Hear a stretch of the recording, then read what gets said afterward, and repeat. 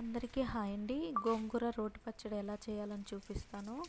ఈ ఎండుమిర్చిని మధ్యకి ఇట్లా కట్ చేసుకోవాలి. మధ్యకి ఏరటం వల్ల గింజలు కూడా మంచిగా వేగితే ఒక స్పూన్ ఆయిల్ వేసుకొని కొంచెం జీలకర్ర వేసుకొని ఎండుమిర్చిని మంచిగా ఎర్రగా వేగనివ్వాలి.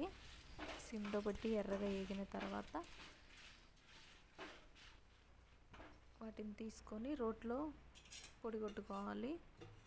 మళ్ళీ కొంచెం ఆయిల్ వేసి గోంగూర నీట్గా వాష్ చేసిన గోంగూరని కొంచెం ఆయిల్ వేడైన తర్వాత ఆయిల్ వేడైన దాంట్లో ఈ గోంగూర కడిగిన గోంగూర వేయాలి. మొత్తం ఆయిల్ మొత్తం కలిపి మూత పెట్టాలి.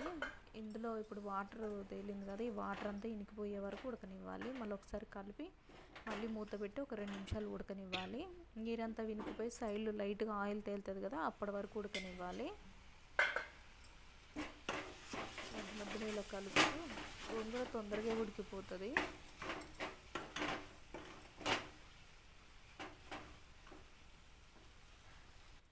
తర్వాత రోట్లో కారపొడి కొట్టుకున్నాను. కారపొడి కొట్టిన తర్వాత మెత్తగా మెదిగిన తర్వాత ఒక 4-5 ఎల్లిపాయలు వేసి అవి కూడా కచ్చపచ్చ దంచి ఆ తర్వాత గోంగూర వేగిన గోంగూర పక్కన పెట్టాం కదా, ఆ గోంగూరను కూడా ఈ రోట్లో వేసి దంచాలండి. నాది చిన్న రోలు, అందుకే కొంచెం చిన్నగా దంచుతున్నాను. పచ్చడి కొంచెం ఎక్కువైనది. రోట్లో ఎంతో టేస్టీగా ఉంటుందని చెప్పేసి నేను రోట్లోనే నూరాను పచ్చడి.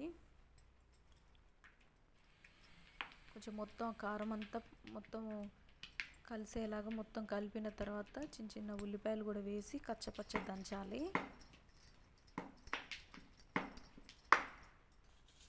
గోంగూర రోటి పచ్చడి వేడి వేడి అన్నంలో నెయ్యి వేసుకొని తింటే ఎంతో టేస్టీగా ఉంటుందండి.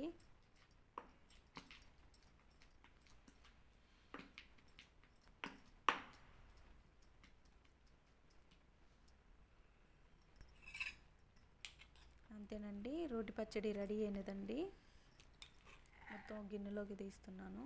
ఎంతో టేస్టీ అయిన గోంగూర పచ్చడి రెడీ అయిందండి. నచ్చినట్లయితే లైక్ చేయండి, షేర్ చేయండి, సబ్స్క్రైబ్ చేయండి.